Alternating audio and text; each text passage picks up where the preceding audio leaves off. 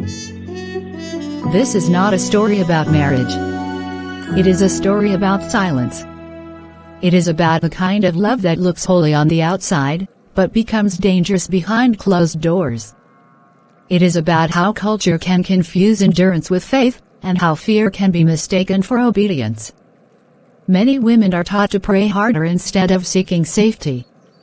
Many families protect reputation while lives quietly bleed. And many cries go unanswered, not because they were not loud enough, but because no one wanted to listen. What you are about to watch is not fiction to someone. It is someone's daily reality. This story is shared not to shame, but to awaken. Not to entertain, but to warn.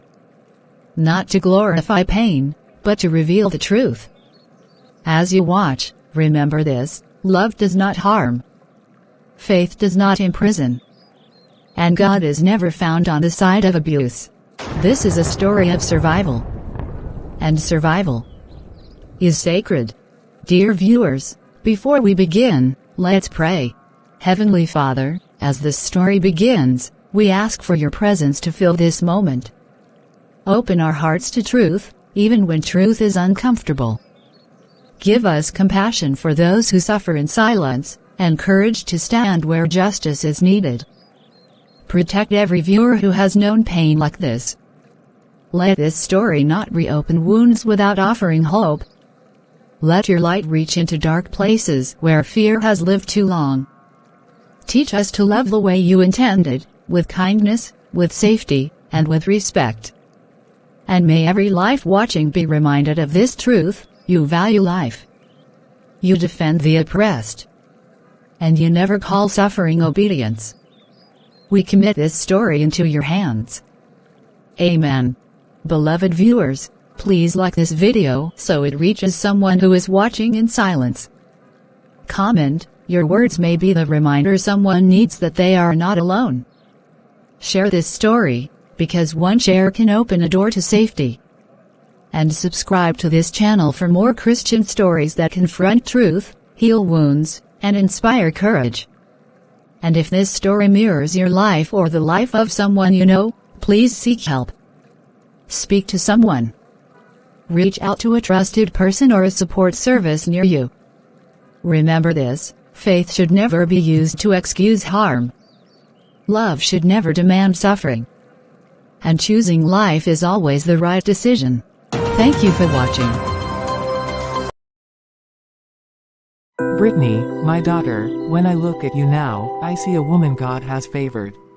I have prayed for years that you would meet a man who would treat you gently, a man who would value you, protect you, cherish you, and see the treasure you are.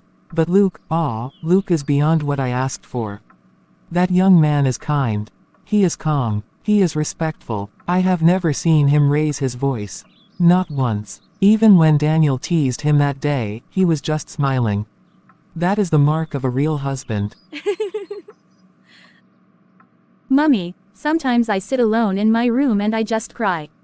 Not because I'm sad, but because I still can't believe someone like him loves me. Luke he's like peace wrapped in human form. When he talks to me, I feel safe. When he looks at me, I feel valued. He always tells me, "Brittany, you're all I prayed for." And the way he says it, Mummy, it's like his heart is in the words. I've never met a man who listens like he does. He listens to my fears, my dreams, my nonsense, everything, and he's always calm. Always gentle. Sometimes I wonder if God specially carved him just for me. Honestly, Mummy, Luke feels like an angel God sent because he knew I needed someone soft. Well, I will confess, at first, I wasn't sure what to think of him. You know I'm protective of you, Britt. When Luke first came around with all that calmness, I thought it was an act. But the more I watched him, the more I realized, no, this man is genuinely gentle. When he speaks to you, it's with respect. When you speak to him, he listens like your words matter. I've never seen him angry. Never seen him frown at you. When he asked for your hand with tears in his eyes that day, when he said he wanted to build a peaceful home with you, I knew, this one is different. This one will not hurt my sister. You've found a good man, Britt. A rare one. He is everything I prayed for, maybe even more. Sometimes when he talks to me, Mummy, I feel like God is talking through him.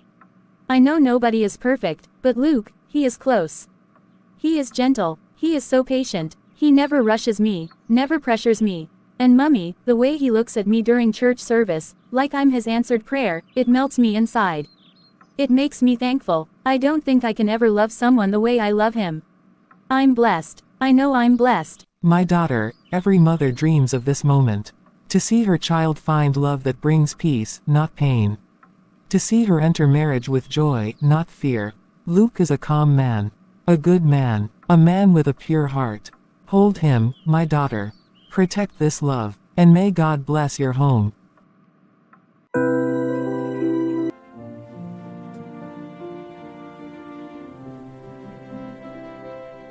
Sometimes I still can't believe we're getting married, Luke.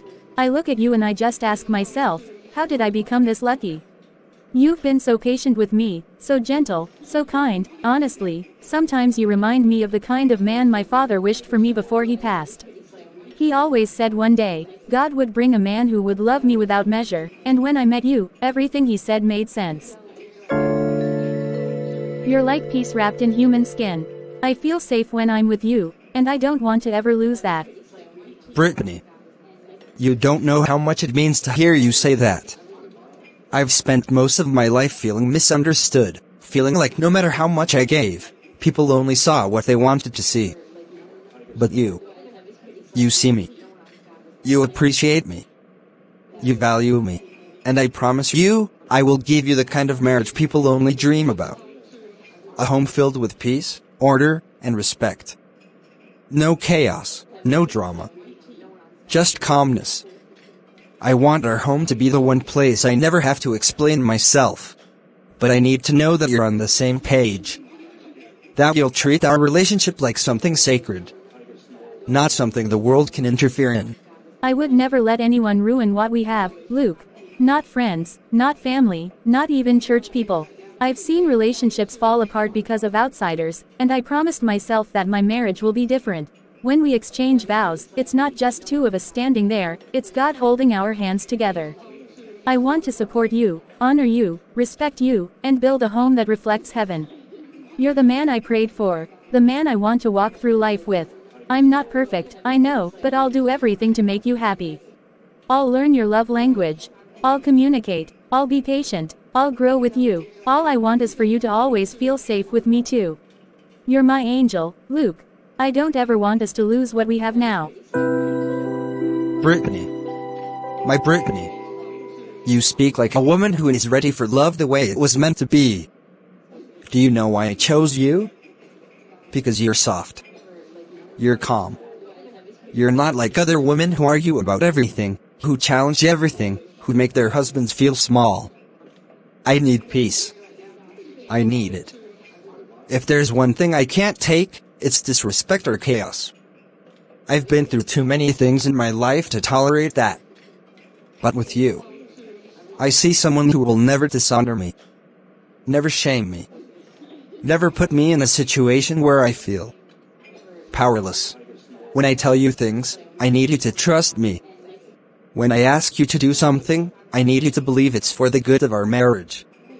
When we disagree, I need you to remember that I am the man God has placed as the head.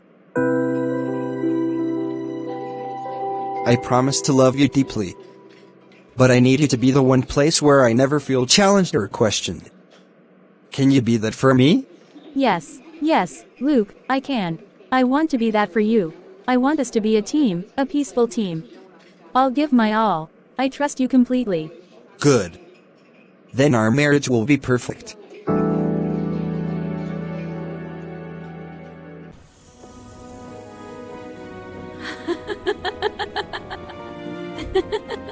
Oh, Luke, look at this room. It's perfect. Everything today was perfect. I still can't believe it. I feel like I'm walking inside a dream that I never want to wake up from.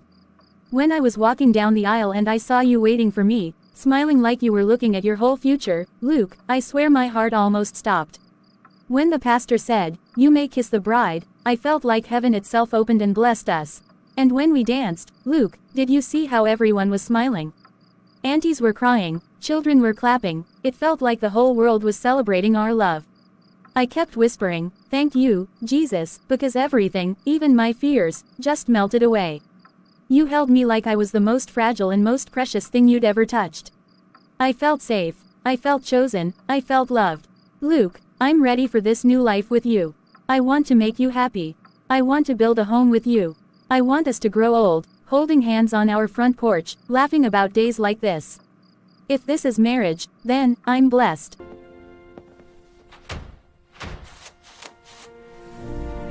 Luke, talk to me. You're quiet. Is something on your mind? Are you okay? Today was a lot. I know weddings can be overwhelming, but I'm here. Okay, whatever you're thinking, you can tell me. You know that, right?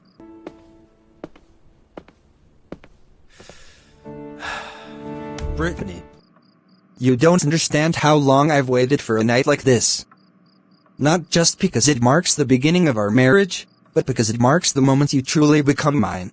I have been patient with you. I have tolerated delays, fears, hesitations. All because I believed you loved me enough to get things right eventually.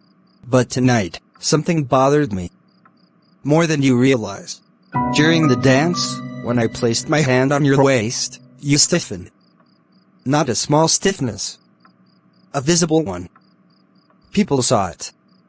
I saw the look on Pastor Jeremiah's face. I saw your bridesmaid whisper something to your cousin. I saw your brother frown. Do you know what that looks like, Brittany? Do you understand the message it sends? It makes it seem like I forced you. Like you're afraid of me. Like I'm some controlling man dragging you into a marriage you didn't want. I will not let anyone think that about me. Not ever. Luke, please listen to me. I wasn't trying to embarrass you. I swear on everything holy, that wasn't my intention. I was nervous. All day I kept thinking, I hope I'm good enough for him. I hope I make him proud. I hope I don't ruin any moment. I've never been intimate before, Luke. Never. So when your hand touched me on the dance floor, it wasn't fear of you. It was fear of the moment. Fear of doing it wrong. Fear of disappointing you. I'm shy. I always told you that. My whole body reacts when I'm anxious. I shake, I freeze, I overthink. Luke, it wasn't rejection. It was innocence mixed with nerves. Please, don't twist it into something it's not. I love you. I chose you. I wanted this wedding more than anything. I would never intentionally shame you. You're my husband now. I want to honor you. Always.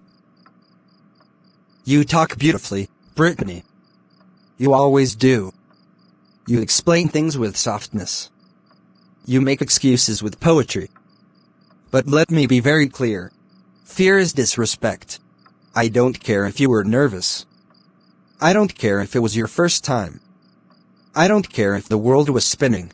When I touch you, you should respond with trust. With confidence. With pride in the man you married. I will not accept anything less. I will not accept anything less. Luke, why are you being like this? This is our wedding night. I thought we would talk, laugh, hold each other. Please, please don't turn this night into something painful. I love you. I don't deserve this tone. Please, just talk to me like you used to.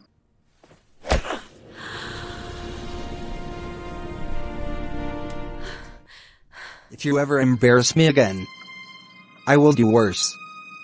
Much worse. So, this is how love dies.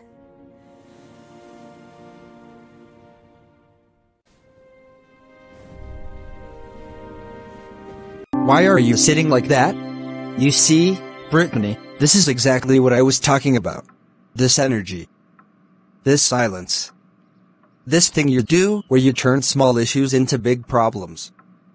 Instead of thanking God for a successful wedding. Instead of appreciating the man he gave you. You're sitting there like a victim. That worries me. I didn't marry a woman who would punish me with silence.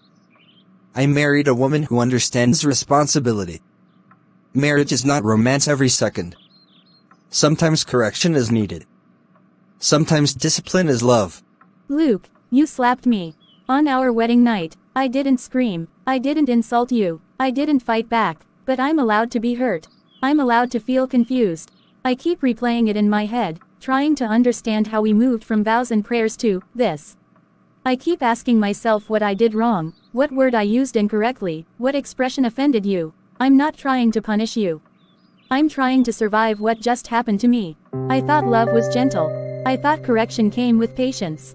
Luke, I feel like something inside me cracked last night. Listen to yourself.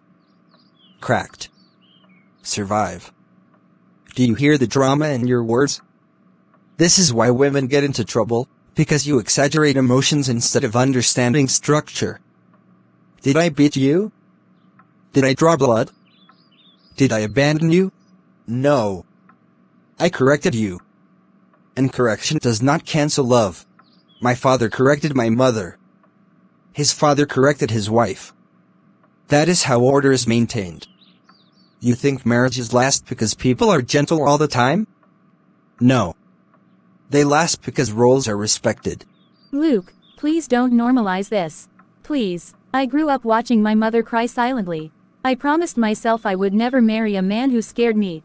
Last night, when your hand touched my face, I wasn't your wife anymore. I was a child again, feeling small and unsafe.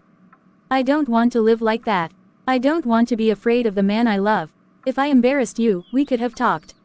We could have prayed. We could have laughed it off. Why violence? Why pain? I love you. That's why this hurts. That's why I'm begging you to see how wrong this is. Let me tell you something very important, Brittany. And I need you to listen carefully. If you keep calling correction violence, you will destroy this marriage. If you keep seeing yourself as a victim, you will poison our home before it even begins. The Bible says a wise woman builds her home, not tears it down with emotions. I chose you because you were soft. Because you were teachable. Because you didn't argue like other women. Don't disappoint me by changing now. So, you're not sorry. You're not shocked by what you did. You're not afraid you hurt me. You're just annoyed that I'm reacting. Last night wasn't a mistake to you. It was a message. Exactly. And now that the message has been delivered, we can move on. But hear this clearly, I will not tolerate embarrassment. I will not tolerate resistance. And I will not tolerate disobedience disguised as fear. Make peace with that. And we will have a beautiful marriage. Then I married the wrong man. You married the man God gave you. Learn to submit. And you'll be fine.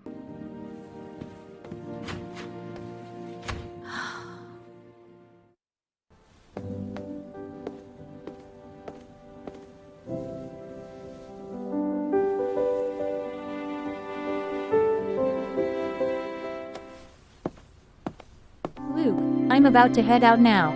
I told you earlier that Amanda invited me for lunch.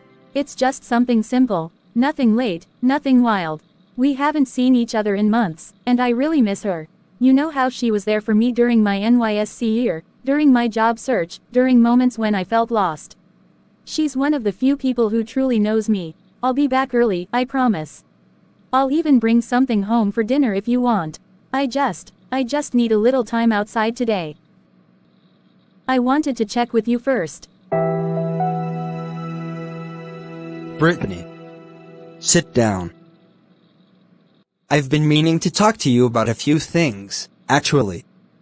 And since you're already dressed, this is the perfect time. Marriage is not just love, Brittany. It's transition. It's transformation. It's understanding that the version of you that existed before marriage no longer fully applies. That dress you're wearing, yes, it's decent. Yes, it covers your body. But that's not the point. The point is intention. Why do you still need to look inviting when you're married? Who exactly are you dressing for? As your husband, it's my responsibility to protect you from unnecessary attention. People talk. Men look. And once people start forming opinions, they don't just affect you, they affect me. My reputation. My authority. My home. Luke, I don't understand. This is how I dressed even when we were dating. You used to compliment me. You used to say I looked elegant, confident, beautiful. Nothing about me has changed. I didn't wake up today with bad intentions.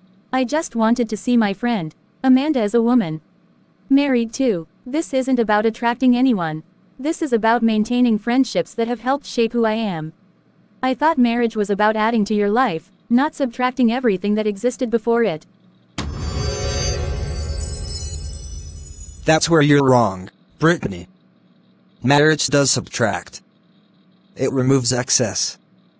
It cuts off distractions. It refines priorities. What you call friendships, I call external influences. You don't know what people say behind closed doors. You don't know how bitterness spreads. Friends advise based on emotions, not structure. A married woman who listens to too many voices eventually becomes confused. And a confused woman destabilizes her home. I'm not trying to cage you. I'm trying to focus you. Luke, when you talk like this, I feel like I'm slowly losing ground beneath my feet. I'm trying so hard to be a good wife. I cook, I clean, I pray for our home. I adjust, I listen, but every time I try to hold on to a piece of myself, the things that make me feel human, connected, alive, it suddenly becomes a problem. I don't want to wake up one day and realize that my entire world has shrunk to just four walls and your approval. I need friendships. I need conversation. I need reminders of who I was before fear entered my life. Fear?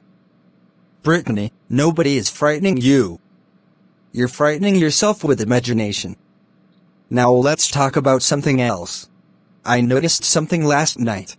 So many male contacts, old classmates, co-workers. Names you don't even talk about in your phone. Why does a married woman need this level of access? Luke, please put my phone down. That's private. Those contacts mean nothing. They're history. They're not conversations. They're just names, memories of a life I lived before marriage. You never said marrying you meant deleting my entire existence. I feel watched. I feel examined. I feel like every move I make is being judged for hidden meaning. I'm not watching you. I'm leading you. Marriage is hierarchy, Brittany. Someone has to steer the ship. Someone has to make decisions that others may not immediately understand. You keep saying private, but marriage removes privacy. To become one. Your phone, your time, your attention, they all belong to the marriage now. I'm simplifying your life so you can focus on what truly matters. This doesn't feel like leadership. It feels like erasure. I'm scared because every time I speak up, you make me feel unreasonable. Every time I ask a question, you make it sound like rebellion. I love you, but I don't recognize myself anymore. I don't want to disappear just to keep peace. Peace requires sacrifice. And sacrifice often feels uncomfortable before it feels rewarding. You say you want peace. But peace doesn't come from doing whatever you want. It comes from alignment. I need you to trust me, not challenge me. Good wives adjust.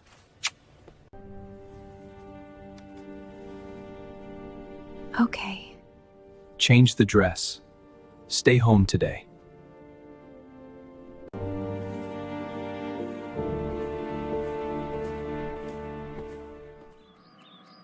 Mummy, I didn't come here to accuse my husband. I didn't come here to disgrace you. I didn't come here because I don't love my marriage. I came here because I'm confused. And scared, and tired of pretending everything is fine when something inside me keeps screaming that it's not. Mummy, since the wedding night, Luke has not been the man we all thought he was. I keep replaying things in my head, asking myself if I imagined them, if I exaggerated them, if I misunderstood him. But the truth refuses to leave me. That night, he slapped me.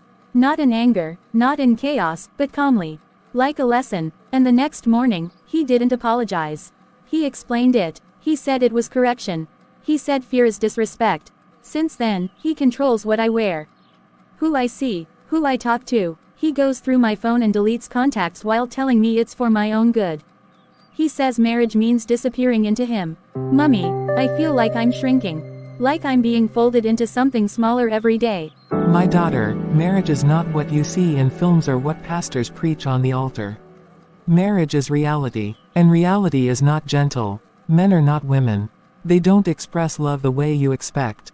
Sometimes they are harsh, sometimes they are controlling, sometimes they discipline. When I married your father, he didn't ask me how I felt. He told me how things would be. And I survived. I endured. That is why this family stands today. You young girls of today, you want marriage with comfort, with softness, with constant explanation. That is not how homes are built. Mummy, please don't say that. Please don't normalize this. I'm not asking for perfection. I'm not asking for fairy tales. I'm asking to feel safe. I'm asking not to be afraid of the man I sleep beside. I'm asking not to feel like every word I speak might provoke punishment. When he looks at me now, Mummy, I don't see love. I see control. I see something watching me, measuring me, deciding whether I've behaved well enough. I feel like I'm disappearing, Mummy. And the scariest part is that I'm starting to believe him when he tells me it's my fault. Listen to me carefully, Brittany. A woman who keeps complaining about her husband will destroy her own home. Men do not like women who challenge them. Men do not like women who question their authority. When you provoke them, they react. Your duty now is not to analyze his behavior. It is to keep peace. Adjust your ways. Lower your voice. Change your approach. Marriage is endurance. That is why vows say, for better or worse, not, until you feel uncomfortable. Mummy, what if, worse, means losing myself? What if, worse, means being afraid in my own home? You taught me to pray. You taught me to speak up when something is wrong. You taught me that love does not harm. Why does all that disappear because I'm married? If I stay silent and something happens to me, will endurance still be wisdom? Be careful with your words. Don't invite shame into this family. Don't let people say I raised a woman who couldn't keep her home. Every marriage has issues. Yours is not special. Go back home. Kneel. Apologize if you must. Pray more. A submissive woman controls her home without noise. So, you're telling me to endure pain in silence so the family name can sleep in peace. I didn't come here for permission to leave. I came here for protection. But I see now, I'm alone. You are married now. Handle your home. I will go back, but Mummy, please remember this day. If one day I stop smiling, if one day I stop calling, if one day something happens to me, remember that I came here first. Have you tried that new pepper soup joint down the road? My husband says it's too spicy, but I love it. I know exactly what you mean. Sometimes I just want to laugh at small things so my heart won't feel so heavy all the time. Life can be overwhelming if you don't find moments like this.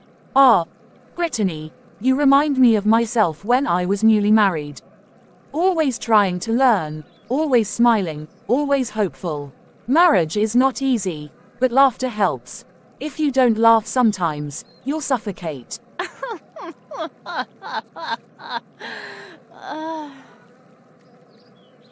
Thank you for checking on me. It means more than you know. I didn't realize how much I missed this, just talking without measuring every word. Sometimes I forget what my own voice sounds like when I'm not afraid of it. Explain to me why you were laughing like that. Laughing. I was just talking to Mrs. Clara. She was telling me a story about her children. It wasn't anything serious. She hesitates. Is something wrong?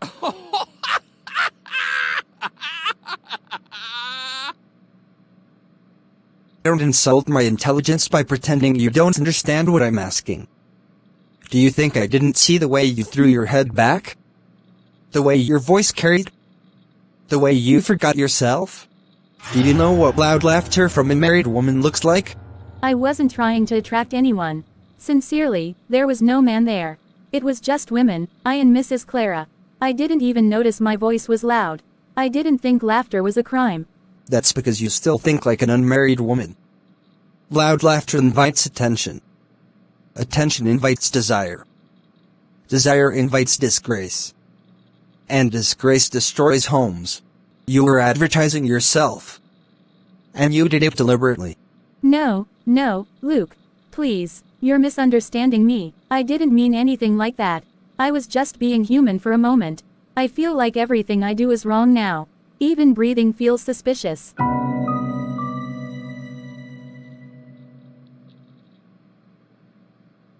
You need to be corrected.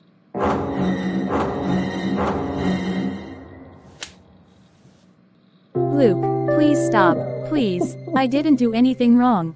This is too much. Please don't do this. Please. I will apologize. I will never laugh again if that's what you want. Just don't punish me like this. Kneel on it! Hurts. Please, it hurts so much. Stop crying. Crying is manipulation. You're trying to make me feel guilty. Pain teaches faster than words. You will stay here until your body learns obedience. Until your spirit learns restraint. Until laughter no longer controls you. Thank you for agreeing to see me. I know you are busy, and I didn't come here lightly. I have prayed about this for weeks, asking God for the right words, because I am not trying to accuse my husband or dishonor my marriage. But something is happening in my home that I no longer know how to explain to myself. Luke is not the man he was before marriage. His voice changes when we are alone. His eyes harden in a way that makes me feel like I am constantly standing before judgment. I am corrected for things I don't understand, how I laugh, how I dress, how I speak on the phone, even how I sit in silence. When I try to ask questions, he says I am disrespectful. When I cry, he says I am manipulating him. When I remain quiet, he says I am being proud. Ma, I am confused. I wake up every day afraid of making mistakes I don't even know the rules for. I am not saying this because I want to leave my marriage. I am saying this because I am slowly disappearing inside it. My dear Brittany, marriage is one of the greatest tests of a woman's spiritual maturity. Many young wives enter marriage expecting companionship, not realizing that God uses marriage as a refining fire. Men carry pressures you may never fully understand: financial responsibility, leadership, expectations from society. Sometimes that pressure comes out as harshness, not because they hate their wives, but because they are overwhelmed. You must be careful not to interpret firmness as cruelty. Authority can feel uncomfortable when we are not used to it. The Bible tells us that a soft answer turns away wrath. If Luke is reacting strongly, then perhaps something in your response is triggering him without your intention. Ma, I understand submission. I was raised with it. I believe in honoring my husband. But I don't think fear is submission. When I hear his footsteps at night and my heart starts racing, I don't think that is reverence. When I find myself rehearsing conversations before speaking, not because I want peace but because I want to avoid punishment, I don't think that is biblical order. I am not asking how to be a better wife. I am asking how to survive what feels like emotional suffocation. There are moments when he grabs me, not in anger, but in control. Moments when his words cut so deeply that I doubt my own memory of events. Moments when I apologize even when I don't know what I did wrong. Ma, is this normal? Brittany, marriage requires endurance. Not everything uncomfortable is abuse. In my own marriage, there were seasons when I cried alone and prayed silently. But God honored my obedience. You must learn not to challenge Luke's authority, even when you feel misunderstood. Men respond better when they feel respected, not questioned. If you submit more fully, if you stop resisting correction, peace will come. Submission brings harmony. Resistance invites conflict. Focus less on how he treats you and more on how you can be a better wife. So what you're telling me is that if I am hurting, it is because I am not enduring correctly. That if I am afraid, it is because I am not submitting deeply enough. And if something breaks inside me along the way, it is simply the cost of becoming a godly woman. I came here hoping to be protected. I am leaving with instructions on how to disappear more politely. Thank you for your time, Ma. I will pray. I was 14 when my body stopped belonging to me. I didn't have words for what happened, only fear and confusion and a sickness in my stomach that never went away. I told someone I trusted because I thought adults were meant to protect children. Instead, I learned that truth can be beaten into silence. She turns the page with shaking hands. My father said I was lying. He said boys don't get touched like that. He said only girls complain. He beat me until I agreed with him. He beat me until I learned that pain was better than shame, and silence was better than being called weak. Weakness disgusts me because it reminds me of the boy who couldn't fight back. Softness disgusts me because it smells like fear. Women disgust me because they carry softness openly, and I had to bury mine just to survive. Oh God, this is not wickedness. This is a child who was shattered and never put back together. This is someone who learned that pain is power because nobody taught him that pain could be healed.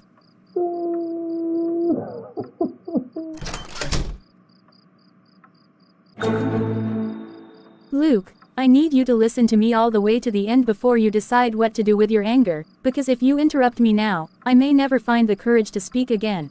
I found this diary today, and when I opened it, I thought I was reading the thoughts of a stranger.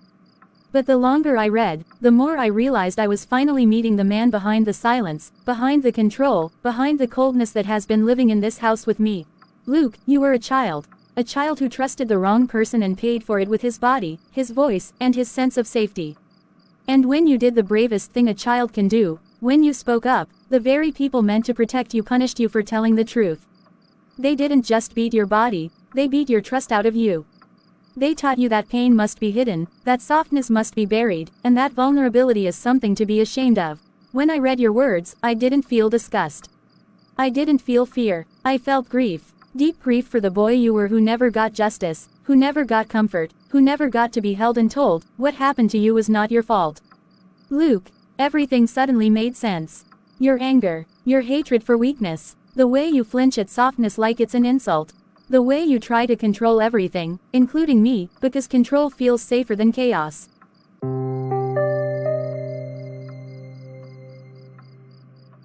I hug you tonight not because I wanted to fix you, but because I wanted you to know that someone finally saw that boy, and didn't despise him. I thought love could be a place where wounds finally rest. I thought marriage meant we could heal together. I thought if you knew someone understood you, you wouldn't need to turn your pain into a weapon. But now I need to know, did I cross a line by believing you could be more than what trauma made you? You think understanding me is an act of love. You think compassion gives you access to parts of me I locked away for survival. Do you have any idea what it took for me to become the man standing in front of you? That boy you read about didn't survive because someone hugged him. He survived because he learned to harden. He survived because he learned that power comes from silence and control, not from tears and talking. You read my diary and saw a wounded child. I read my diary and see a weak version of myself that almost destroyed me. You call it trauma. I call it a lesson. That day, when my father beat me for speaking, something very important entered my bones, the understanding that the world does not protect the weak. It disciplines them. It reshapes them. It breaks them until they become strong enough not to be broken again. So don't stand there and tell me about healing as if healing doesn't come with blood. Don't tell me about softness as if softness didn't almost ruin me. And don't you ever look at me with pity again. Pity is disrespect. Sympathy is a reminder of what I refuse to be. You think I hurt you because I am broken. No. I hurt you because discipline works. Because order works. Because fear teaches faster than love ever could. Then this is where the truth finally lives between us. You didn't survive trauma and come out stronger. You survived trauma and decided to become what hurt you, just with a different name. You don't want healing, Luke. You want justification. You want your pain to have authority. You want your wounds to be law. And I see now that I am not your wife in this house, I am your battleground. I am where you punish the boy you hate inside yourself. Every time you control me, silence me, hurt me, you are telling that child, I am no longer weak. But Luke, strength that requires cruelty is not strength. It is fear in uniform. I loved you believing marriage meant safety. I stayed believing endurance was holy. But I cannot continue offering my body and spirit as proof that your trauma made you powerful. Love does not demand that one person bleed so another can feel whole. I cannot love trauma out of a man who worships it.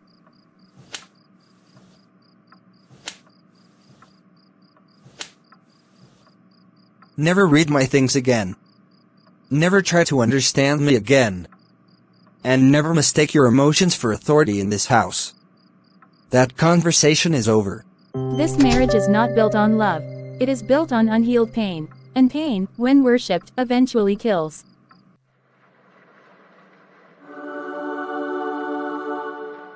Oh God, I don't know whether to cry or to smile or to be afraid of what this means. I don't know if this is joy or another test of endurance. There is a life growing inside me. A life that didn't ask to be born into silence and fear. A life that deserves laughter, safety, gentleness, everything I keep begging for. Maybe this is what will soften him. Maybe when Luke hears this, he will remember that he once wished someone had protected him.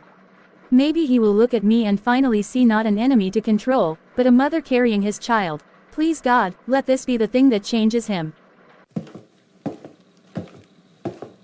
Luke, I need you to listen to me without interrupting, without assuming the worst, without turning this into another lesson about obedience or respect. I have been carrying something inside me since this morning, something that has made me afraid to speak, not because it is bad news, but because it is precious. And precious things scare me now, because I've learned that joy in this house is fragile, but I need to believe that some moments are still allowed to be pure. Luke, I'm pregnant. This child didn't come as a mistake. It came as hope. It came as possibility. It came as a reminder that something new can still grow where pain once lived. I believe, maybe foolishly, that this child can be a bridge. That it can teach us gentleness. That it can remind us that love does not have to be loud or violent to be powerful. I want this child to know a father who protects, not one who terrifies. I want to believe that man still exists in you.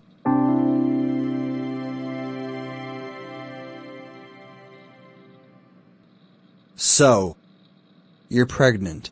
For a long time, I wondered if something was wrong. If maybe we were cursed.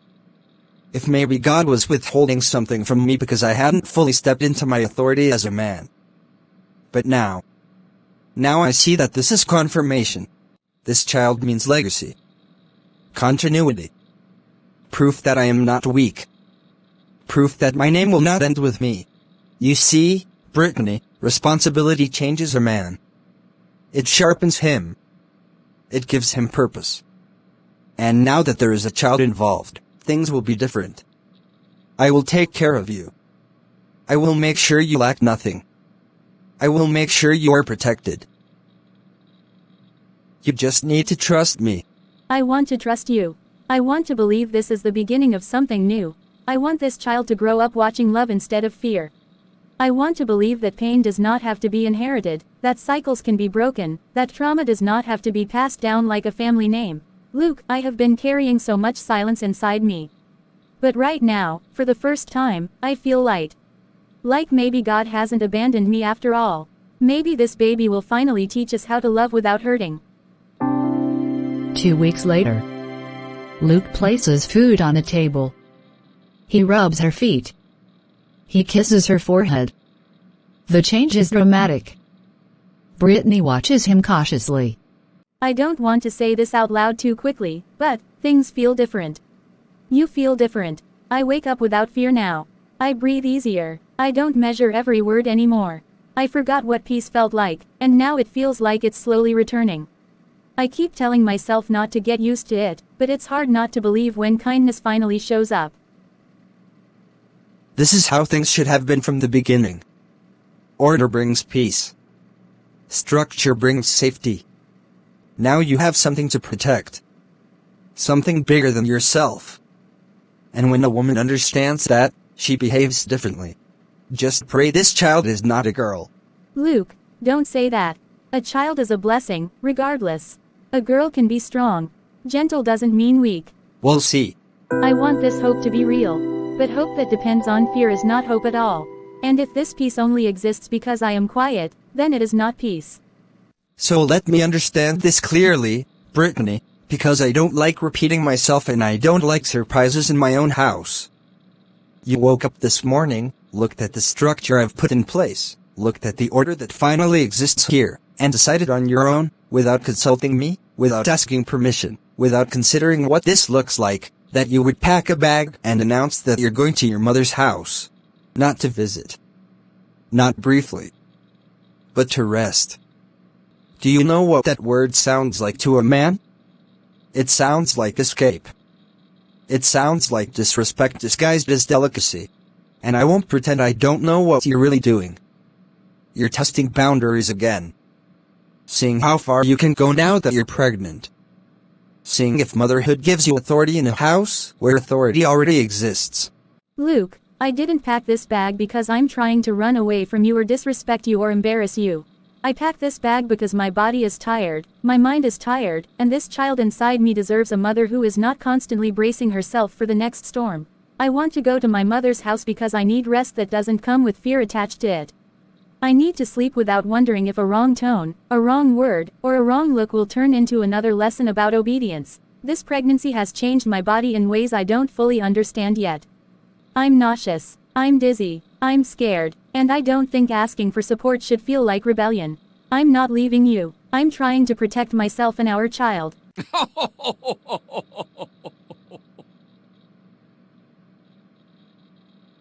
Protect yourself from what, exactly? From a man who feeds you? From a man who has finally given you peace these past weeks? You see, this is the problem with giving softness too much space.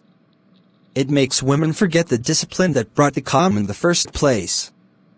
The moment I relax, you start imagining independence. The moment I show kindness, you mistake it for permission. And now you want to use that child as a shield. As an excuse to do whatever you want? Please don't say that. Please don't turn this into something ugly. This child is not a weapon. This child is fragile. This child feels everything I feel. The fear, the stress, the tension in this room right now. I am not challenging your authority. I am asking for compassion. I am asking you to see me not as a problem to control, but as a woman carrying life.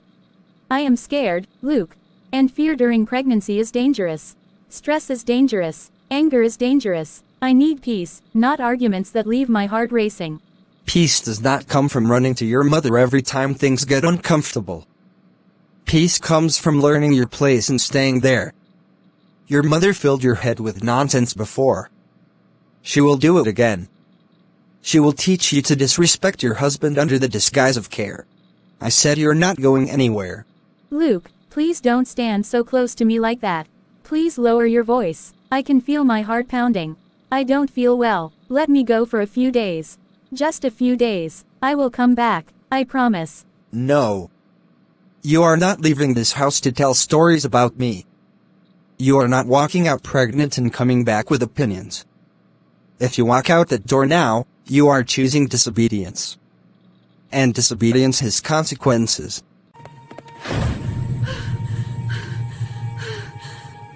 Luke, something is wrong. Please help me. I'm in pain.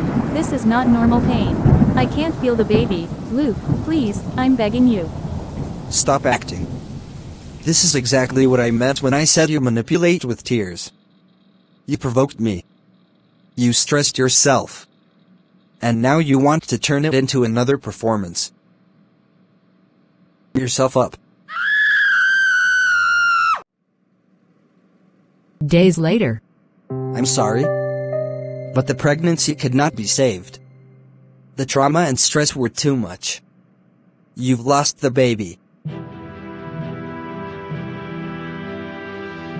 Next time, behave yourself. So this was the hope. And this is the cost of loving you. Carrying life. And now I'm carrying silence again. I have stayed through things I will never say out loud, because once words leave the mouth, they refuse to be swallowed again. I stayed because I believed endurance was holy. I stayed because I was taught that marriage is a cross and women are meant to bleed quietly on it. But something broke the night my body expelled a child that had done nothing wrong except exist inside fear. I felt life leave me, not because God took it, but because violence shook it loose. And when I looked for comfort, I found instruction. When I looked for remorse, I found blame. If I stay now, I will die slowly, not always by bruises, but by the gradual erasure of who I am. And nobody buries a woman who disappears quietly, so I am leaving. Not because I hate my marriage, but because I love my life. I choose to live. Who's there? Come in. Brittany, look at you properly. Look at how thin you've become. Look at how your eyes are sitting inside your face like they have been fighting a war nobody sees. This is not how a married woman looks after only a few months. Come here, sit down. Let me hear what brought you here so early, because whatever it is must be heavy to pull you away from your husband's house like this. Mummy, I lost the baby. Not to illness. Not to weakness. Not to God's will. I lost the baby because fear lived inside my body every day, because arguments never ended, because control was disguised as leadership, and because one push was enough to silence a heartbeat that had just begun to learn how to exist. When I bled, I begged him. I told him something was wrong. I asked him to help me. He said I was manipulating him. When the doctor said the baby was gone, I waited for grief. I waited for regret. I waited for softness. What I received was correction. Mummy, I am not safe there. And I don't say this lightly. I am afraid of the man I married. I came here because I need protection, because if I stay there, the next thing I lose may not be a pregnancy. Please don't send me back. My daughter, what you are saying is painful, but marriage is not a place where every pain becomes an exit door. Do you think I entered my marriage because it was easy? Do you think I stayed because I was always happy? Homes are not built on comfort. They are built on endurance. If you leave now, people will say you could not keep a home. They will say you provoked him. They will say you used miscarriage as an excuse to abandon responsibility. And those words will not fall on you alone, they will fall on this family. You must go back. So this is it. After everything you taught me about prayer, about dignity, about life being sacred, all of it ends at the door of marriage. So survival is shameful, but endurance is praised even when it kills. Mummy, I didn't come here to disgrace you. I came here because I thought home meant safety, but now I see that safety ends where culture begins. So this is what you're doing now. Running back here like a child because marriage tested you. Do you know how men will talk about us? Do you know what Luke's family will say? That we raised a woman who cannot stay in her husband's house. Marriage is not comfort. Marriage is endurance. And if every woman ran home at the first sign of hardship, no home would stand. Whatever happens in that house is your responsibility now. You are not a girl anymore. David, he hurts me. Not once. Not accidentally. Systematically, he controls my voice. My clothes. My movement. My silence. I lost a child because of him. If you take me back there, you are not correcting me, you are handing me back to danger. Enough. Women exaggerate. Men discipline. That is marriage. You are going back. Mummy, if one day I stop calling, if one day I disappear, remember this moment. Remember that I came here alive and left here rejected.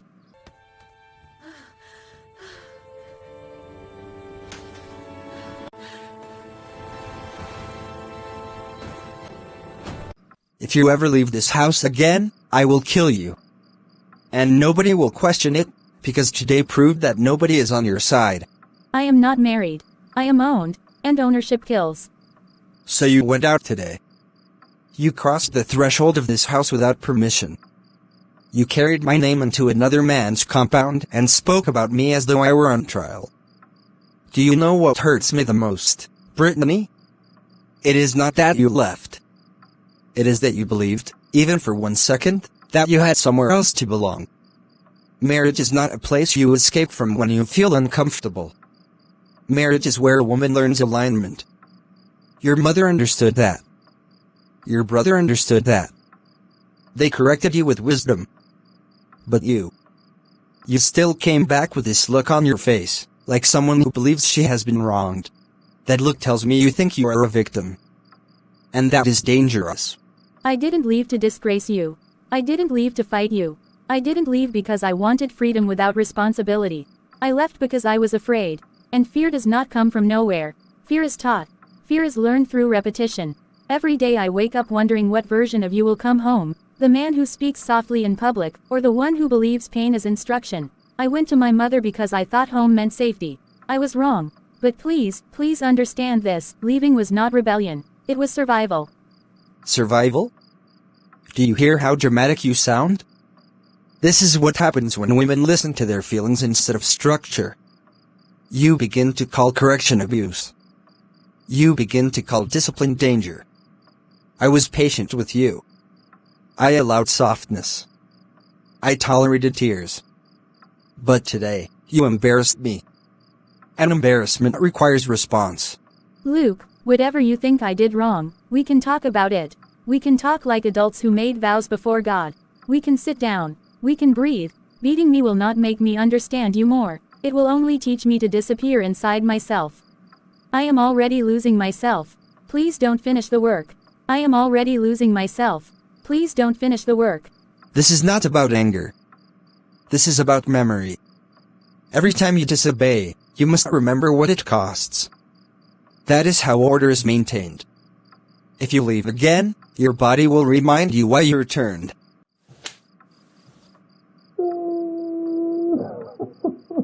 I stayed because I believed love required suffering. But this is not love. This is punishment dressed as marriage. If I survive this, it will not be because I am strong, it will be because I have learned how to endure pain quietly. If you are going to learn, you will learn correctly. Look at you now. This is humility. This is alignment. Tomorrow, you will wake up and cook. You will smile. And nobody will know. They sent me back to be broken. But I will not die here. Even if my body bends, my spirit will not kneel forever. Somewhere, someone, will hear me. This is not discipline. This is ownership. And ownership always ends in destruction. I don't even know if I'm praying anymore or just talking to myself because silence has become louder than screams. God, if you are still here, if you still see me, I need one person, just one, to hear me before I disappear completely. I am tired of explaining bruises away in my head. I am tired of surviving things I will never be able to say out loud. I am tired of being alive only in theory. If this is the end, let it not be quiet. That sound is not illness. That sound is not quarrel. That sound is fear trapped in a body that has nowhere left to go. I have lived too long to confuse suffering with noise. If I ignore this, I become part of the silence that kills women slowly. Who is that? Who dares to disturb my house at this early hour?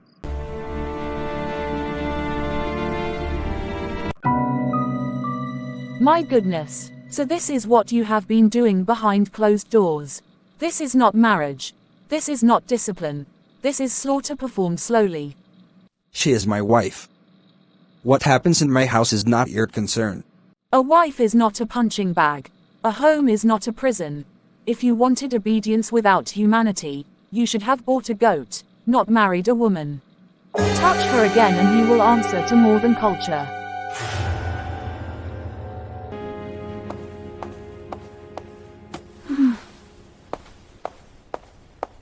You are safe here.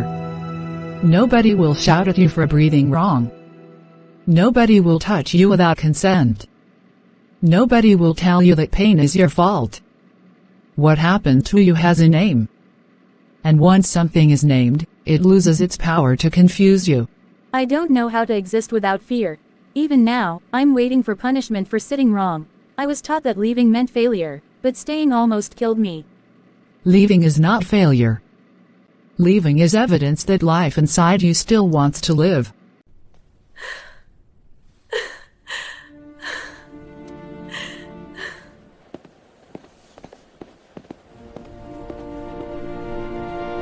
That is my wife. Whatever story she told you is exaggeration. Women like attention. We have medical reports, photographs, voice recordings, threats. This is no exaggeration. This is evidence. You don't understand. I was correcting her. Correction does not cause grievous harm. You are under arrest. You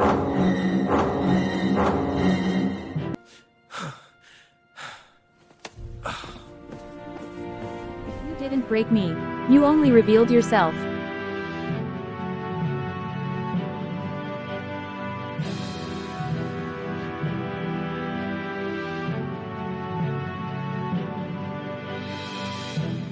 This story did not end with applause. It ended with truth. Because real healing is not loud. It does not arrive with celebration or instant joy. It arrives quietly, the moment a woman realizes she is allowed to live. For a long time, Brittany believed love was something you endured. She believed patience meant silence, and faith meant staying, even when staying was slowly killing her. She believed that suffering made her holy, and endurance made her worthy. But love was never meant to bruise the body in order to teach obedience. And faith was never meant to demand blood as proof of loyalty. What happened to her was not correction. It was not discipline. It was not culture. It was abuse, wearing the disguise of marriage, faith, and tradition. And abuse does not heal with prayer alone. It heals with truth, with boundaries, with courage, and sometimes, with leaving. This story is not about a bad man alone. It is about the many voices that told a woman to endure what God never ordained. It is about families that protected reputation instead of life. Churches that preached submission without safety. Communities that confused silence with strength. But it is also about something else. It is about the moment survival chooses to speak. About the day fear stops being stronger than hope. About the quiet bravery it takes to walk away when the whole world tells you to kneel. Brittany did not leave because she was weak. She left because she wanted to live. And that decision, that single act of courage, broke a cycle that prayer alone had not broken. If you are watching this and you are hurting, hear this clearly: God is not glorified by your suffering. Love does not require pain to prove itself. And leaving abuse is not failure, it is wisdom. You are not rebellious for choosing safety. You are not faithless for protecting your life. And you are not broken beyond repair. Healing is slow. Justice is sometimes delayed. But survival is sacred. And sometimes, the greatest testimony is not staying, but walking away alive. Dearly beloved, before we leave, let's pray together. Heavenly Father, we lift every heart watching this that is hurting in silence. Give courage to those who are afraid to leave, wisdom to families to protect life over reputation, and healing to every soul wounded by violence disguised as love. Let truth replace shame. Let safety replace silence. And let your love never be used as an excuse for harm. To everyone watching, if this story touched you, challenged you, or helped you feel seen, please like this video so it reaches someone who needs it. Comment to break the silence and let others know they are not alone. Share this story, because one share can save a life. And subscribe for more Christian stories that speak truth, healing, and hope. Remember, love should never hurt. Faith should never trap. And survival is not a sin.